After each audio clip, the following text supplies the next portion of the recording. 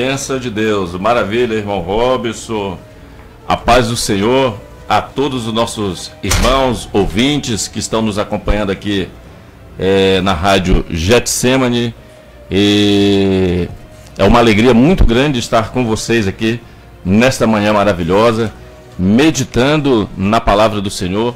Esse trimestre nós estamos, irmão Robson, numa jornada, né? Estudando a lição do segundo trimestre, de 2020, né?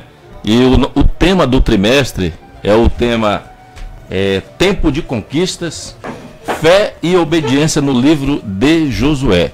Então nós estamos estudando esse trimestre. Hoje nós estamos na lição de número 7.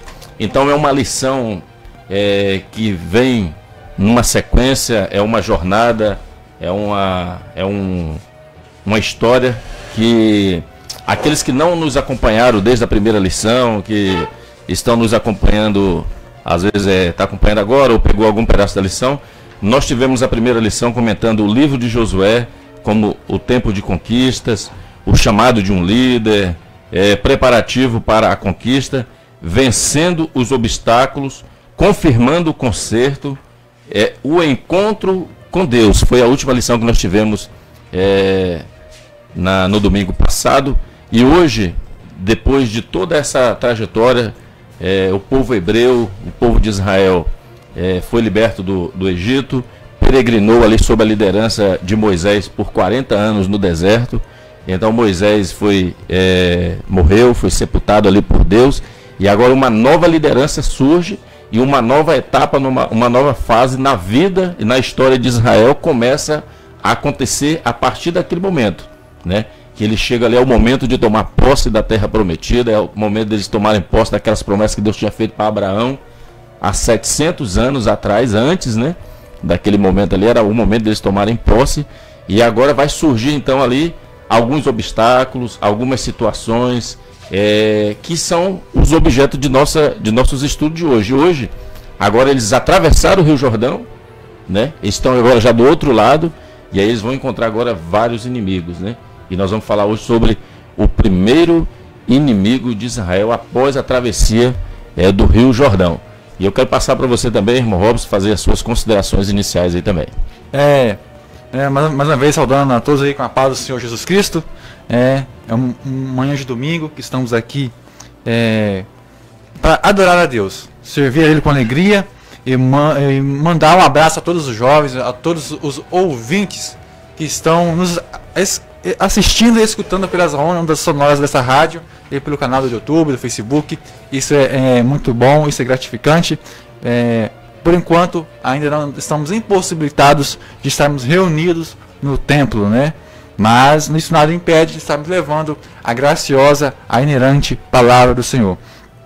Falando um pouco da introdução, que a guerra contra Jericó não é somente contra o povo de Deus, mas também do Senhor. Não é na guerra só apenas do... Irmão Robson, só um momento antes do irmão Robson entrar aqui na introdução da lição. O tema da nossa lição hoje... O tema é derrotando o primeiro inimigo. Derrotando o primeiro inimigo, isso, né? E nós temos o texto do dia hoje, que na lição dos adultos seria o texto áureo, a equivalência do texto áureo. Para você que está em casa, você pode pegar sua Bíblia e abrir Romanos capítulo 8 e o versículo de número 37, para você estar lendo conosco o texto do dia, que diz o seguinte: mas em todas estas coisas somos mais do que vencedores, por aquele que nos amou. Está em Romanos capítulo 8 e o versículo 37.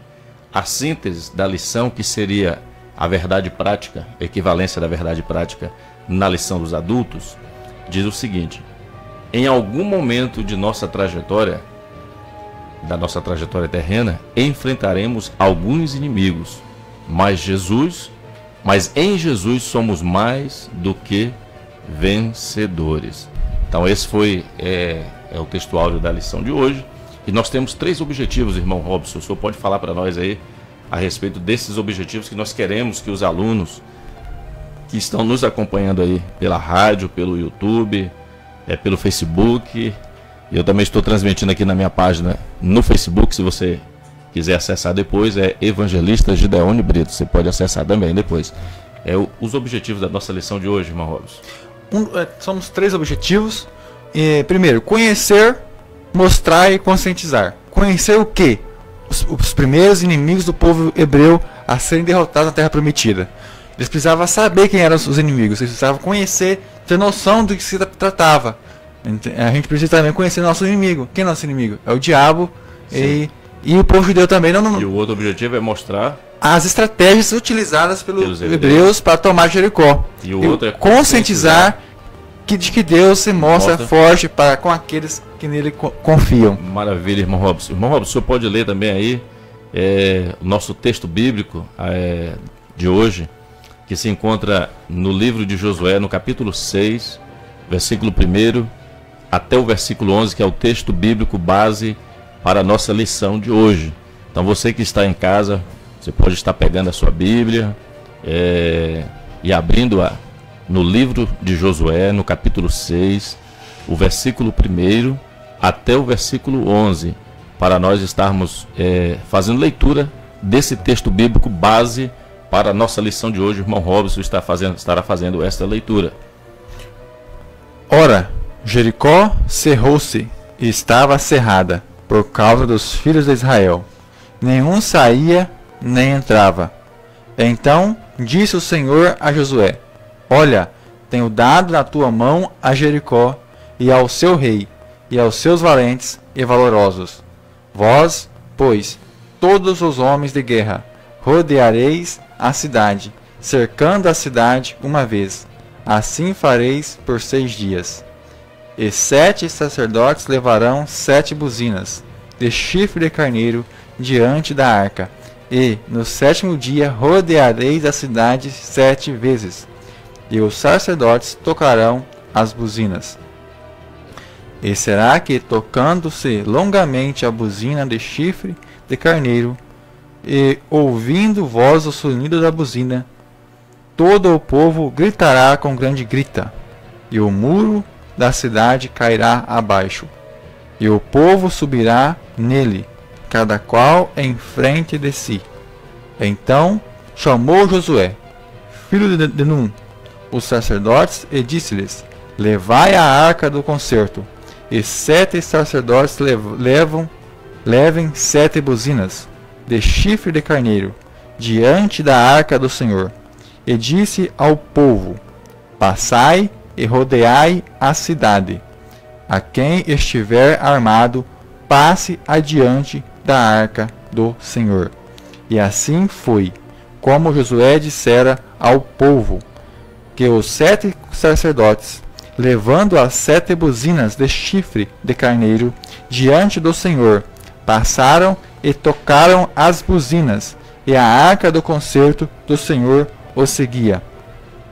E os armados iam adiante dos sacerdotes, que tocavam as buzinas, e a retaguarda seguia após a arca, andando e tocando as buzinas.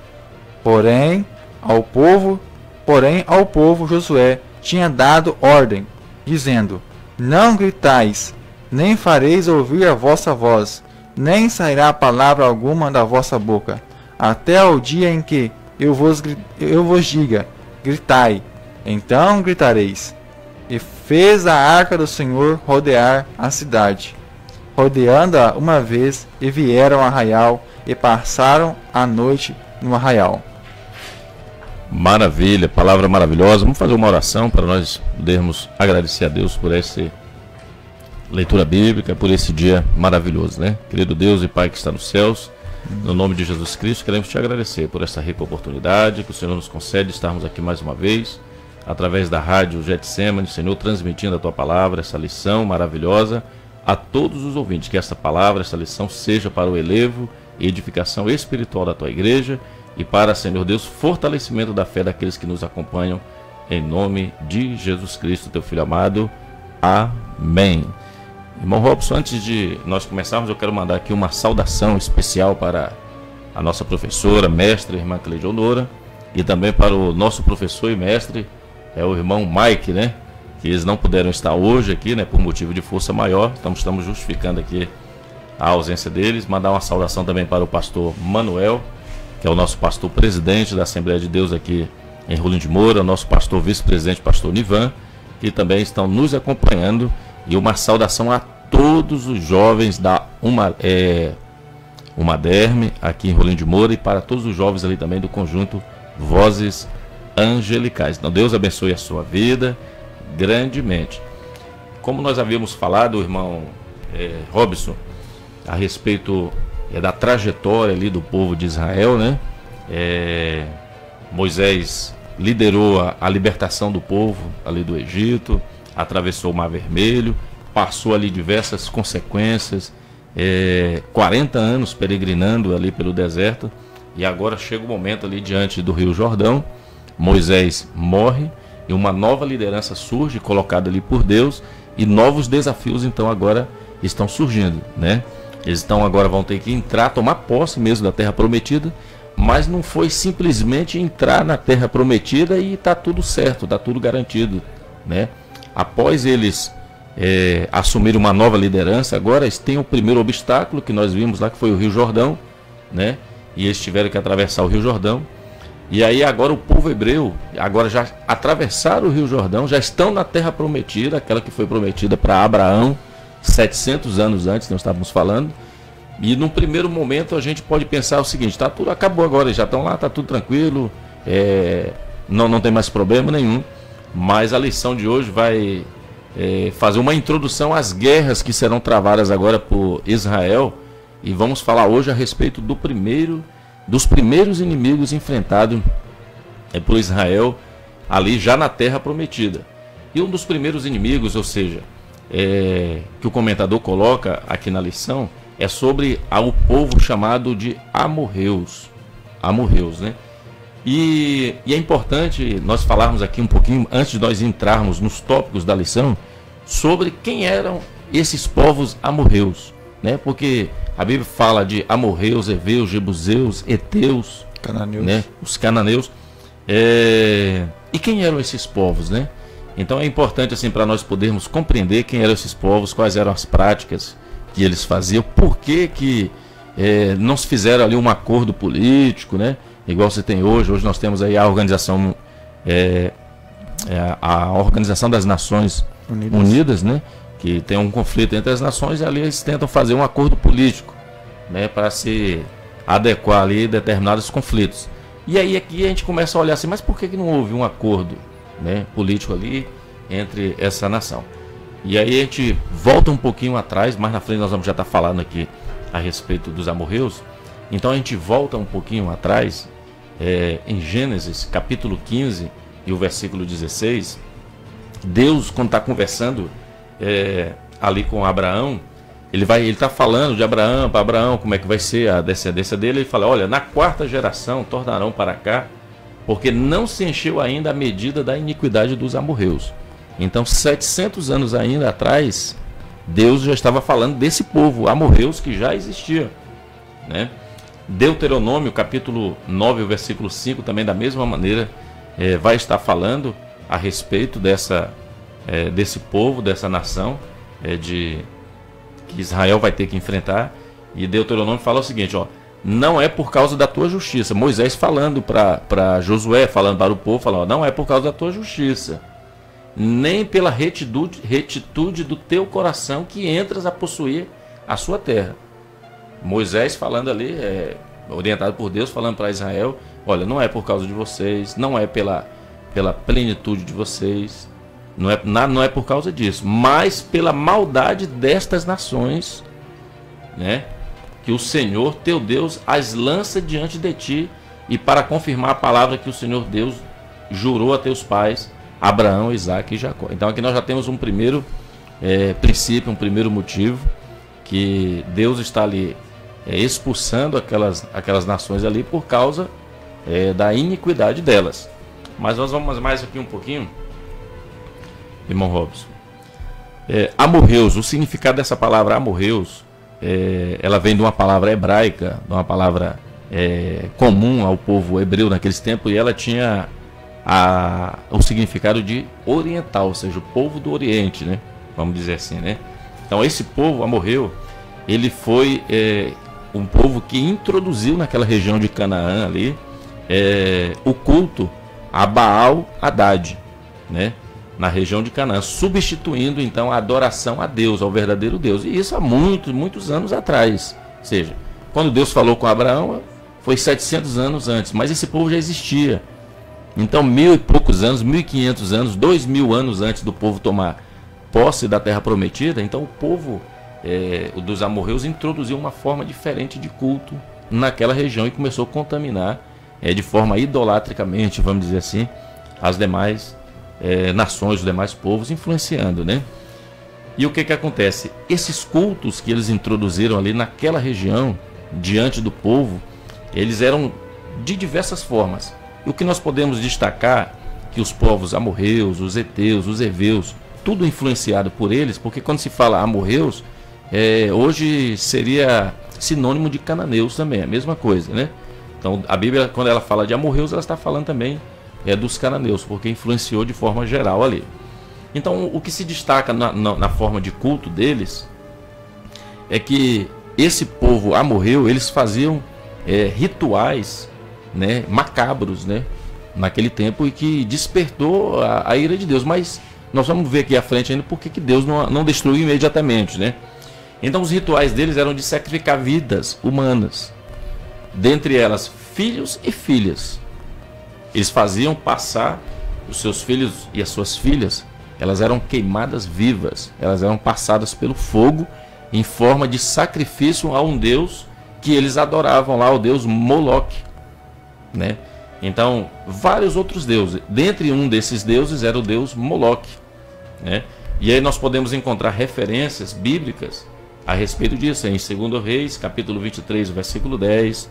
Nós temos referências bíblicas, dentre muitas outras, né? Em Jeremias, capítulo 32 e o versículo 35, falando a respeito dessa perversidade cometida pelo povo chamado amorreus. E nós vamos entender ainda como que surgiu esse povo. Só para nós ir lá para o tópico 1, para o povo entender a situação que tipo de povo Israel estava enfrentando. Se a gente voltar ainda, irmão Robson, lá em Gênesis, capítulo 10, o versículo 15, até o versículo 18, nós vamos ver ali a chamada ali, a divisão das nações. O pessoal costuma separar essa parte, né, de Gênesis capítulo 10. E nós vamos ver lá no finalzinho, que vai falando sobre os descendentes de Jafé, os descendentes de Sem e os descendentes de Cã.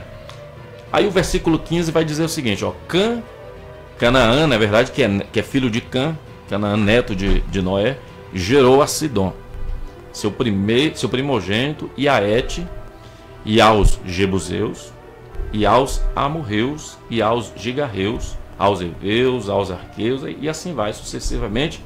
E no finalzinho lá vai dizer: e depois se espalharam as famílias dos cananeus. Então os amorreus, eles são descendentes direto do neto de Noé.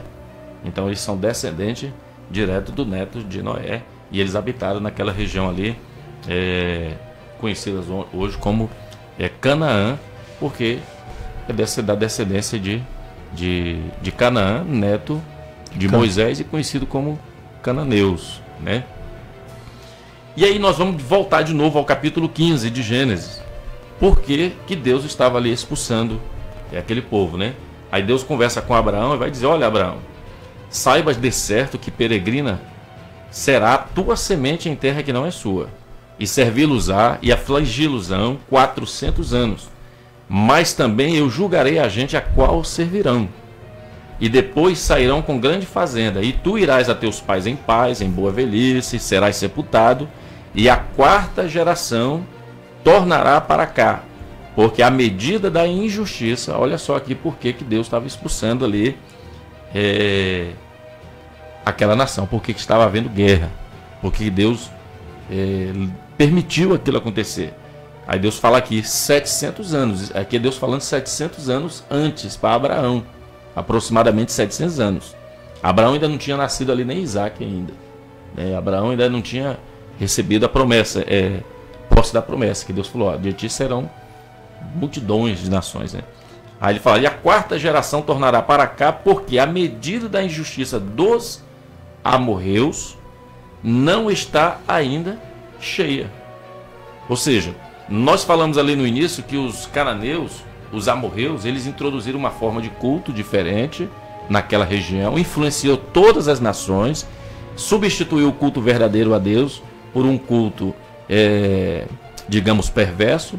Dentre essas perversidades se destaca o sacrifício de vidas humanas, mas Deus estava esperando a medida da injustiça deles ser cheia.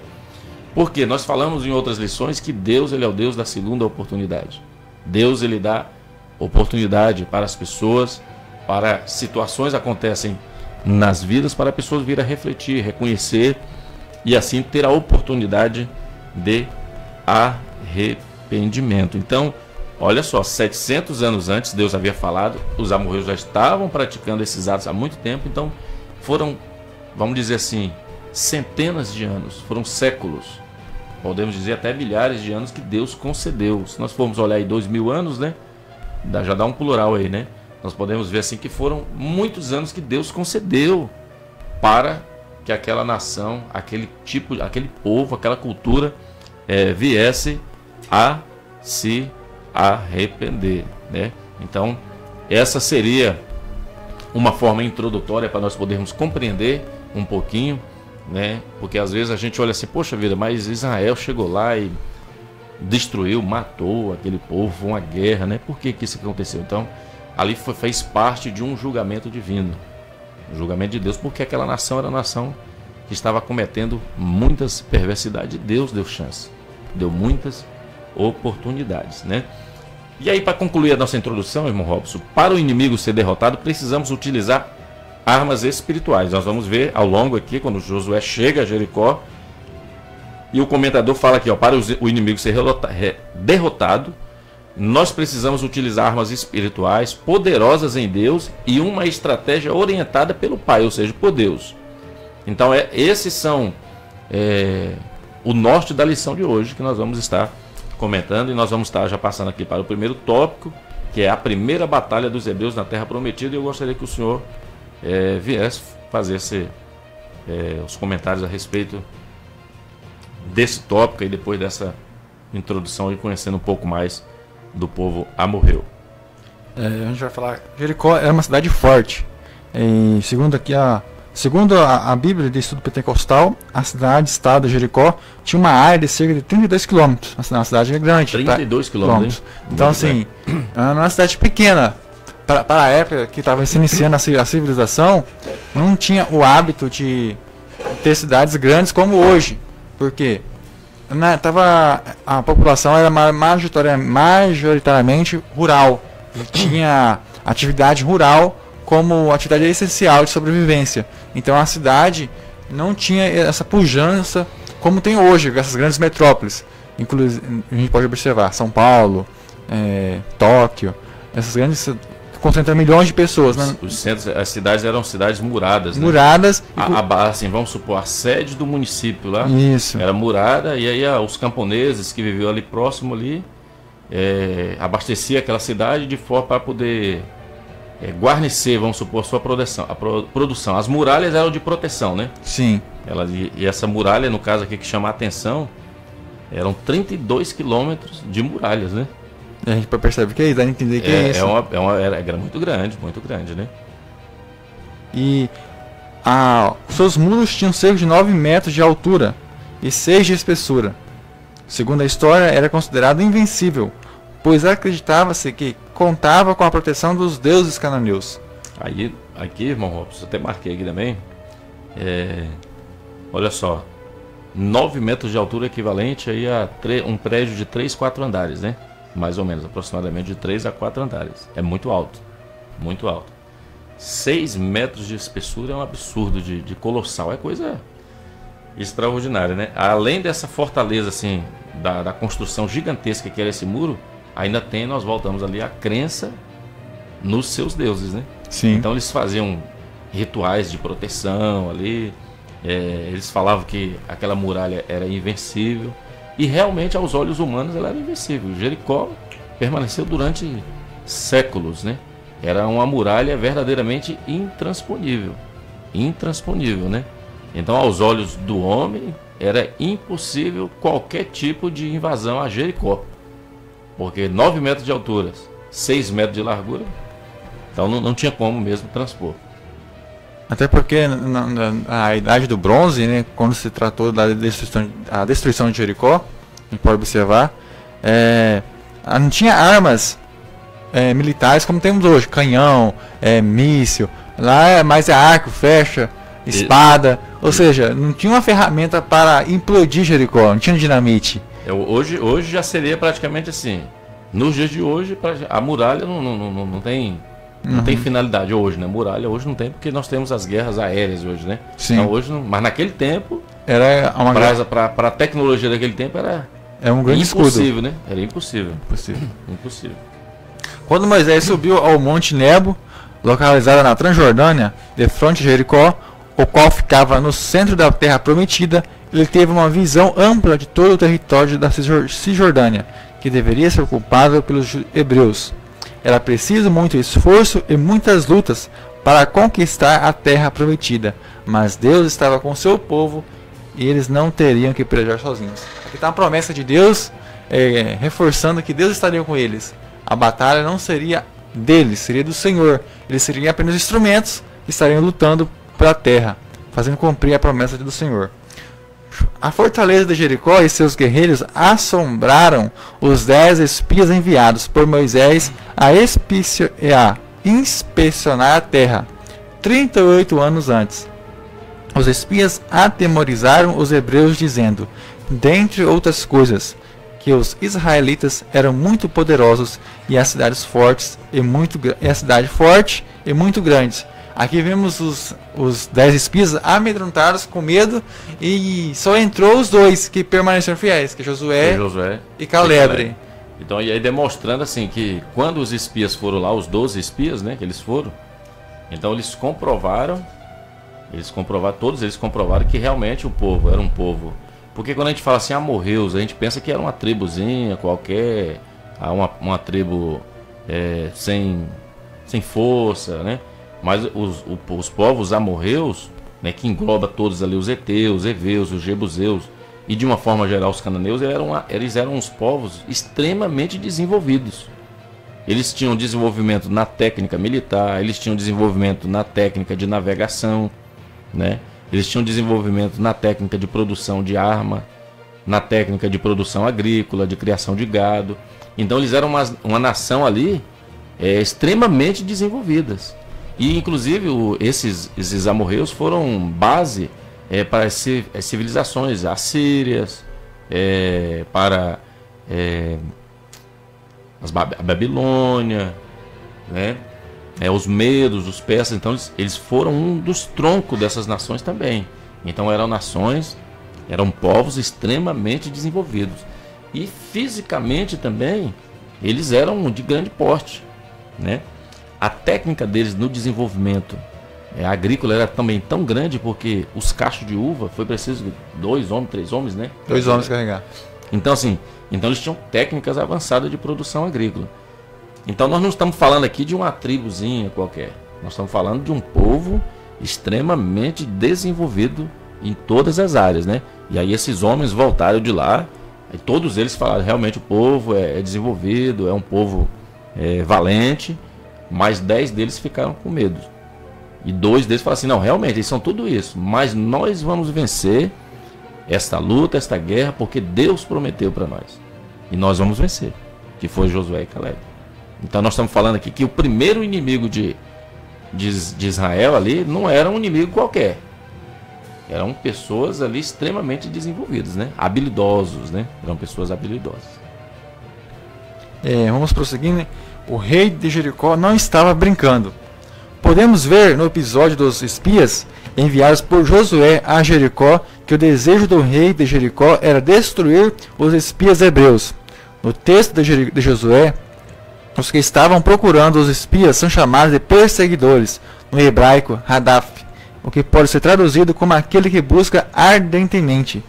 Vemos também que Raabe fez os espias descerem por uma corda e mandou-os ficarem 3 dias escondidos, o que nos mostra que a perseguição era exaustiva. Os cananitas os procuraram por todo o caminho, dando a entender que aquilo era uma questão urgente de vida ou morte. Temos também um inimigo que diariamente também deseja nos matar, roubar e destruir. Todavia temos ao nosso lado o Senhor Jesus Cristo. Ele veio ao mundo para destruir as obras e intenções do diabo. Então, nas batalhas da vida, não fique triste, desanimado ou acuado, pois você não está sozinho. A gente pode observar aqui, né, que a perseguição, o rei de Jericó estava tão preocupado que ele mandou buscar os 2 espias de qualquer jeito, perseguir. Ele não estava de brincadeira, não estava perseguindo, vou caçar um pouquinho aqui, vou desistir, não. A intenção dele não era negociar, né? Não, ele queria matar mesmo. Ardentemente. Quando você procura algo de forma ardente, você revira tudo. Você tira tudo do lugar e caça mesmo. E aqui ele estava fazendo dessa forma. E a gente vê que a orientação da mulher que escondeu eles, mandou eles ficar 3 dias escondidos. 3 dias escondidos. Então, assim, e foi procurado 3 dias. 3 dias. 3 dias. Porque então, se eles fossem encontrados, seriam mortos. Seriam mortos. E interessante aqui que o comentador do texto, ele cita ali o que está em João 10:10, né? Porque o diabo veio para matar, roubar e destruir, mas logo em seguida, se nós prosseguirmos nesse versículo, aí Jesus fala assim: mas eu vim para que tenhais vida e vida em abundância. Ou seja, Jesus veio desfazer, como está escrito, as obras do diabo, as obras de Satanás, que é destruir, matar, roubar e destruir. Então Jesus veio para trazer esse alento para nós. E o comentador fala aqui no final que não fiquemos tristes nem desanimados diante dessas lutas, né? Mais na frente nós vamos estar comentando a respeito de como são essas lutas hoje, né? Mas a gente não pode estar desanimado diante dessas lutas, porque nós temos alguém que nós crendo, que guerreia por nós. Alguém que nos dá a orientação da técnica de batalha. Tem alguém que nos fala para nós como guerrear, qual o segredo da vitória. Nós confiamos nisso, então não vamos desanimar não. As lutas vêm, né? Nós vamos passar por deserto, vamos passar sim, todos passaremos. Vamos chegar diante de um momento do Rio Jordão na vida? Sim, vamos passar sim. Vamos atravessar, vamos em nome de Jesus, mas está tudo acabado não, vai ter guerra, né? Vai ter muita luta e vamos encontrar inimigos fortes, né? Inimigos fortes, não é fácil, mas com Deus tudo se torna fácil. É isso que nós aprendemos dessa lição. Então com Deus não há nada demasiadamente impossível. A Bíblia diz, não há nada impossível para Deus. Então pode vir muralhas, pode vir Rio Jordão, pode vir o Mar Vermelho, pode vir o exército de Faraó perseguindo, né? Que Deus vai dar uma solução. Amém? Amém. A cidade só cairia com a ajuda de Deus. Ao analisar o caso da tomada de Jericó, bem como de outros inimigos do povo de Deus nas Sagradas Escrituras, observa-se uma coincidência entre todos eles. Só são destruídos com a intervenção de Deus. Talvez isso se deva ao fato de que o inimigo, daquele que serve a Deus, sempre ser fomentado pelas forças espirituais da maldade. Ele nunca age motivado tão somente pela eventual má índole inerente ao ser humano. Por isso, o auxílio do céu torna-se imprescindível. Interessante. Deus, a gente analisar, a tomada de Jericó só foi mediante o poder divino, a intervenção divina. Então, assim, na nossa vida também não é diferente. A gente conquista algo, Deus nos permite as bênçãos, é pela misericórdia de Deus. Porque sem Ele, nós seríamos consumidos. É o que está em Salmo 124, né? A Bíblia fala em Salmo 124 assim: se não fosse o Senhor, ora diga Israel, nós teríamos sido consumidos, destruídos vivos. Né? Se não fosse o Senhor, nós teríamos sido destruídos vivos. Então, se não fosse o Senhor, em relação a isso aí, nós estaríamos... E interessante, irmão Robson, você vai comentar mais alguma coisa aí? Algo para a gente pensar que, se o inimigo precisava ser destruído para os povos e para os povos hebreus herdarem a terra, porque o Senhor não tratou logo com eles? Porque o Senhor não foi lá e matou todo mundo já e deixou a terra de livre acesso? Porque o exército hebreu precisou lutar. É uma pergunta que a gente precisa responder. Isso é interessante, e nós vamos entender que Deus ele permite experiências em nossas vidas para nos fortalecer. Porque você imagina, por exemplo, o povo Israel ficaram 400 anos, 430 anos ali escravo. Aí nós vamos ver, uma pessoa que ela é escravizada durante 400 anos, 430 anos, eles perdem a autoestima. São as pessoas que estão acostumadas a sofrer e aceitar aquela condição de humilhação, né? Eles não tinham ainda, eles eram um povo, mas ainda não eram uma nação, eles precisavam ser transformados em nação.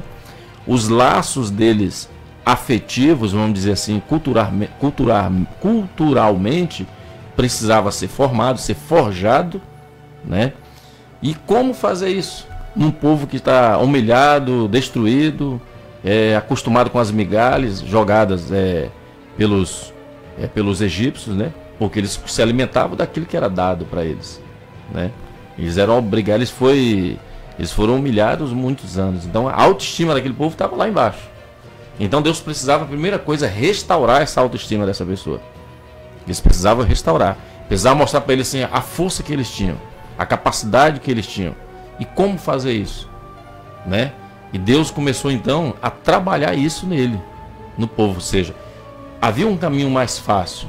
Era só ele sair dali, do Egito, aproximadamente 1 mês, 2 meses, eles já estariam em Canaã, mas eles não estariam preparados para enfrentar aquelas nações, porque eles não iam ceder, iam ser guerreiros, eles não estavam preparados, eles não tinham um exército formado ainda, não tinham técnica, não eram experimentados nas batalhas.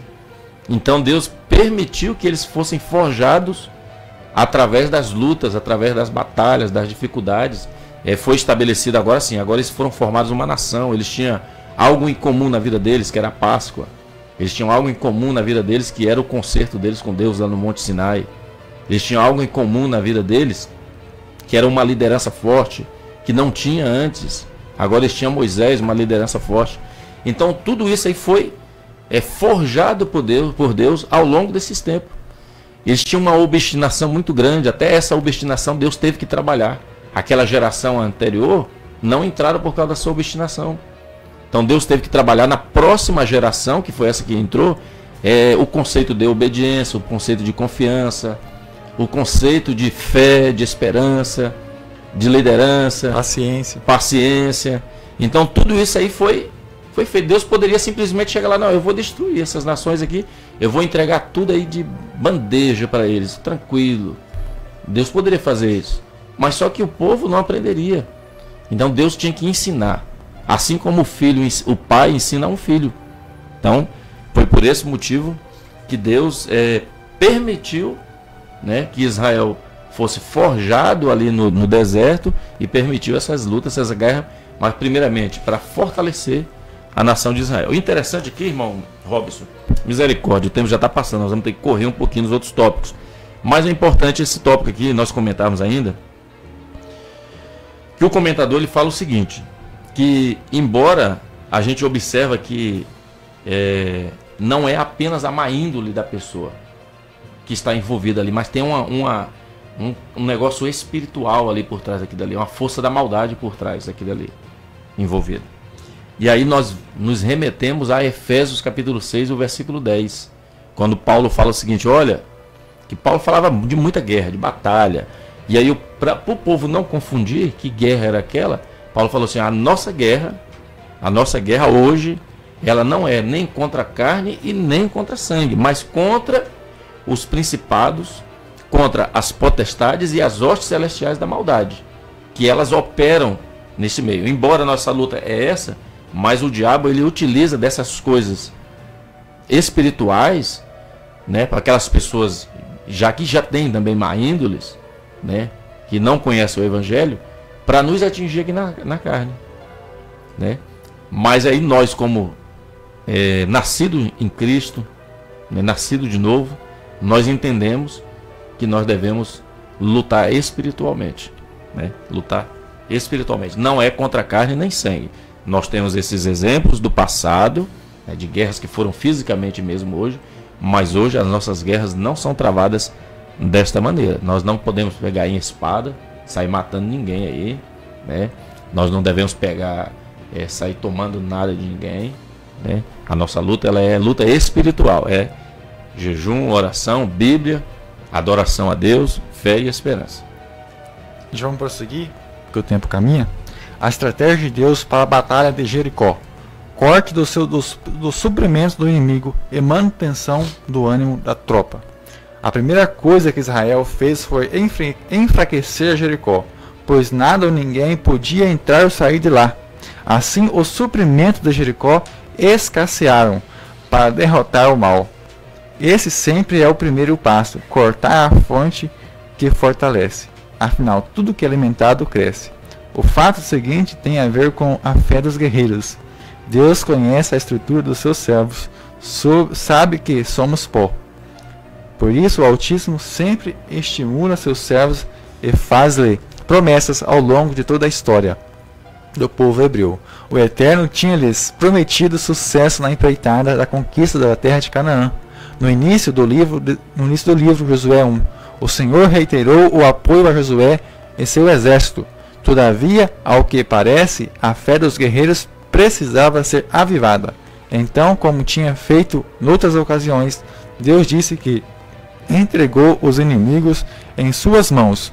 O Senhor, na verdade, não precisava dizer novamente, mas Josué precisava ouvir.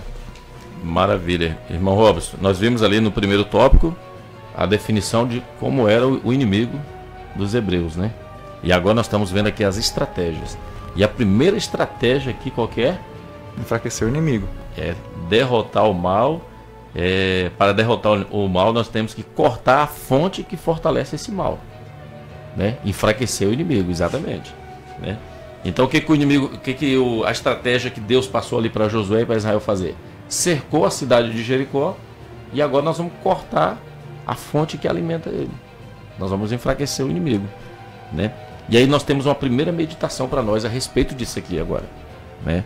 A respeito do enfraquecimento, do que se precisa cortar para que o inimigo não venha a ser fortalecido cada vez mais, né?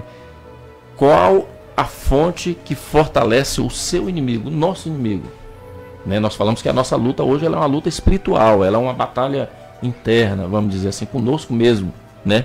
E qual é que é a fonte sua que está dentro de nós, dentro de mim, dentro de você, dentro do ouvinte que está nos acompanhando na rádio Getsemane, que nos acompanha nas redes sociais?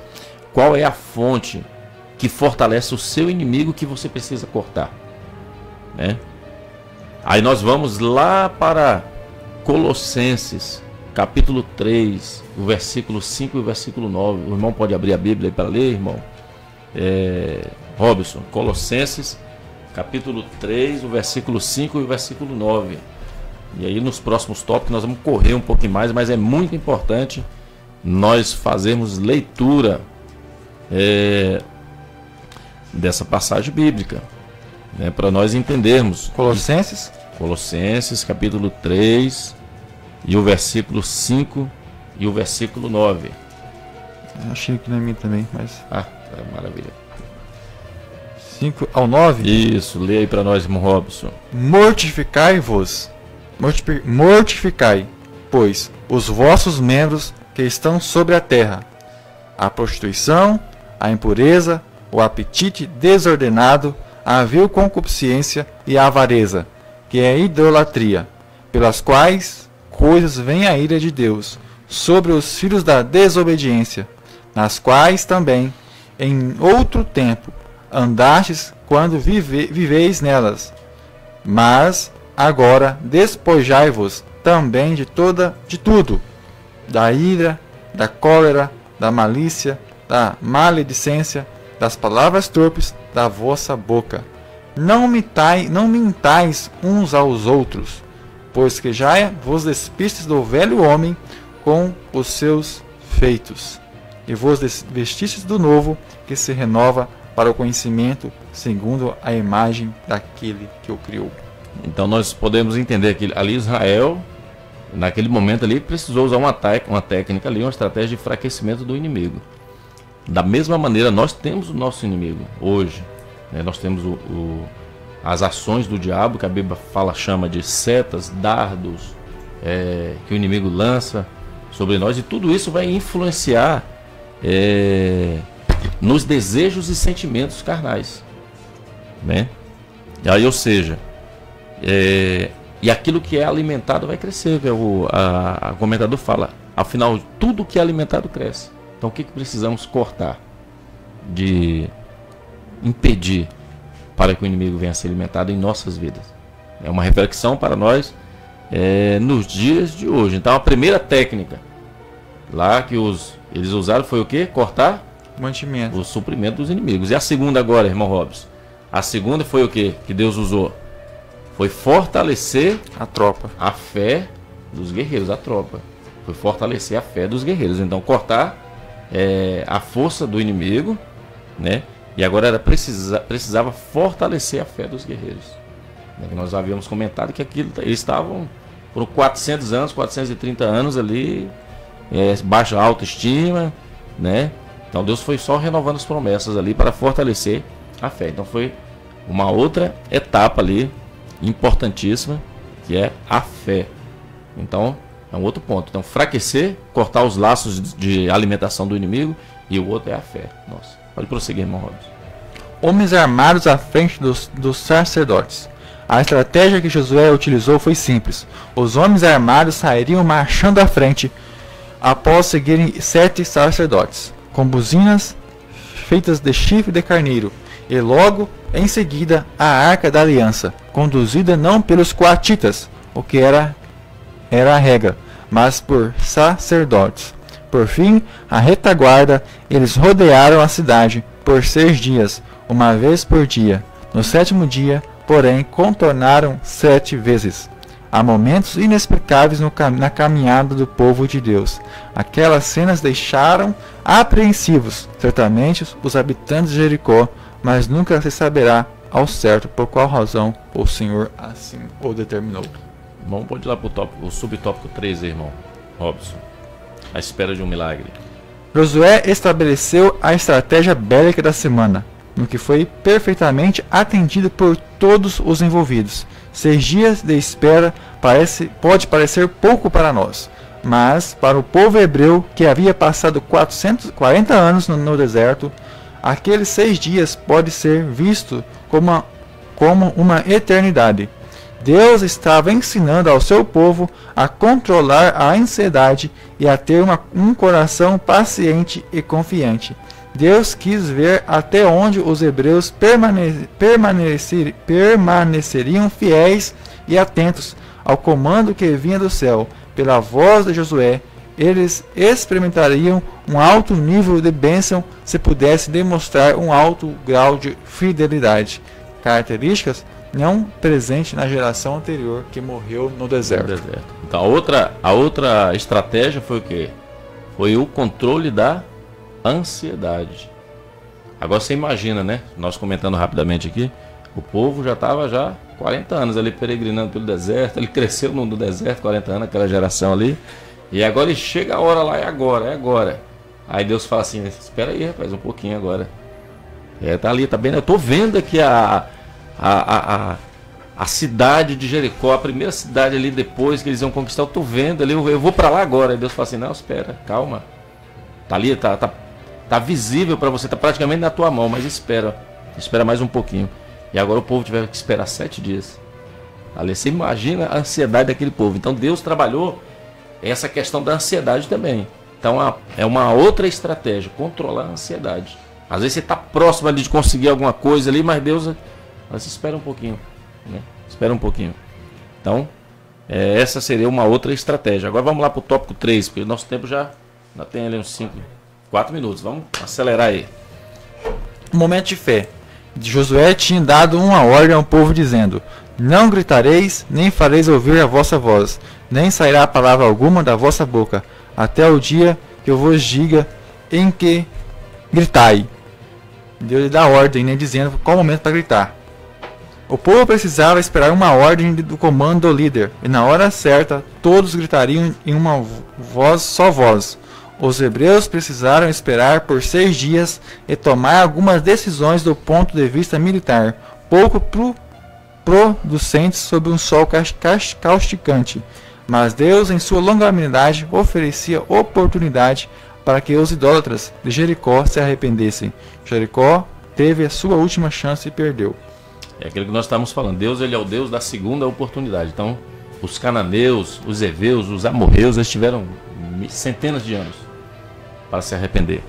E nós vamos ver ali, ó, mais à frente, sobre essa questão aí sobre o arrependimento, né?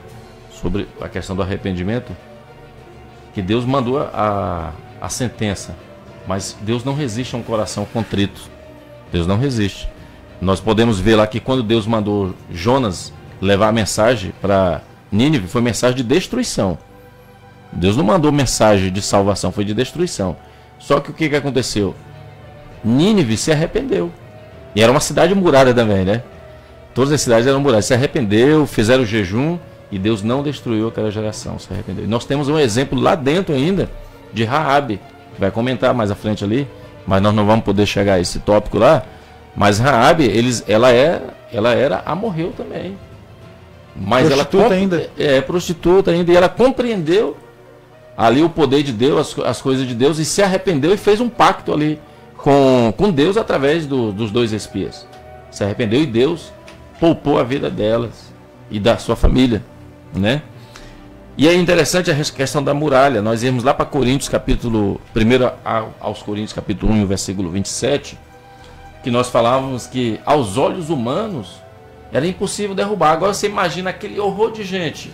Cercaram a cidade, ficaram parados lá na frente da cidade, e aí ficou uma tropa de gente armada andando na frente da arca, a arca atrás, e o pessoal tocando buzina, rodeando a cidade. Aí eu fico olhando o pessoal lá dentro de Jericó, olhando assim, esse pessoal tá louco? O que eles estão querendo fazer? Isso é técnica de guerra? Tática de guerra? Isso é loucura que eles estão fazendo, né? E aí nós vamos lá para 1 aos Coríntios, capítulo 1, versículo 27. Mas Deus escolheu as coisas loucas deste mundo para confundir as sábias. E Deus escolheu as coisas fracas deste mundo para confundir as fortes. Naquele momento, aos olhos, militarmente falando, de Jericó, Israel, coitado, não tinha condições nenhuma, era fraco militarmente, né? Aquilo que eles estavam fazendo, do ponto de vista da estratégia militar, é loucura, é louco. Como que você vai ganhar uma guerra rodeando uma cidade? Só caminhando, Só caminhando, tocando buzina. Na verdade nem tocava buzina, né? Os 6 dias foi tudo quietinho. Tudo quietinho. Só no 7º dia que tocou a buzina então, e o povo gritou. Como onde vai gritar? Quem vai gritar? Quem vai ganhar uma guerra desse jeito aí? Então assim, aí nós lembramos, vamos lá para Coríntios 1:27, né? Deus confunde. Então Deus, tudo está no controle de Deus, tudo está nas mãos de Deus. E voltando na questão da ansiedade lá, na questão da ansiedade, 1 Pedro capítulo 5, versículo 7, né? Nós vamos para Salmo 27, versículo 14, para você meditar na sua casa. 1 Pedro lançando sobre ele a vossa ansiedade. Porque ele tem cuidado de vós. Ele tem cuidado de vós. Amém? Não vai dar tempo de nós comentarmos o próximo tópico, irmão Robson. Sim. Mas nós já resumimos nesse primeiro subtópico agora. Nós resumimos já os outros dois. Nós falamos sobre a impossibilidade da queda do muro de Jericó, mas Deus fez derrubar. Nós vamos falar sobre Raabe, que foi salva. Então nós fizemos o resumo ali nesse primeiro tópico, né, dessa lição importantíssima. A conclusão, irmão Robson, fala o seguinte: Josué, após o encontro com Deus, entendeu que era apenas servo do Senhor dos Exércitos, submetendo sua experiência militar à vontade de Deus. Toda a sua estratégia seria divinamente orientada. Conduzido pelo Senhor, os hebreus primeiro tomaram Jericó e depois seria a vez de Ai, garantindo com isso o livre acesso à terra prometida. A batalha de Ai nós vamos ver na próxima lição, né? Número 8. E agora nós vemos o primeiro inimigo sendo derrotado. O assunto é profundo, não se esgota aqui. Recomendo que continue estudando a respeito desse ponto.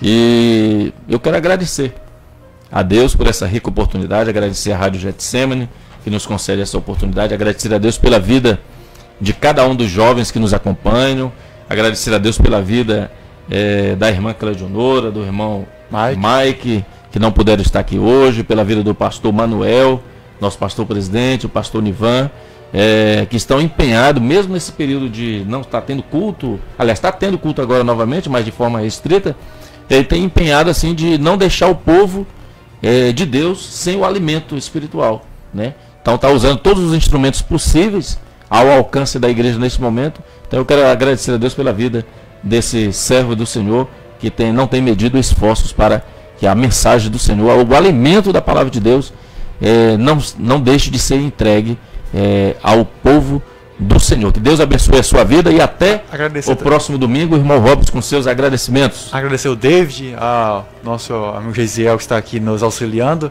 sendo nossos técnicos. Que Deus abençoe a todos os vozes angelicais e aqueles que nos ouviram pela Rádio Sonora Getsemane e pelo canal do YouTube. Que Deus abençoe grandemente. Amém. Deus em Cristo vos abençoe, em nome de Jesus Cristo. Que a graça do nosso Senhor Jesus Cristo, o amor de Deus, a comunhão e a consolação do Espírito Santo esteja com todos e todos digam aí aonde estiver. Amém.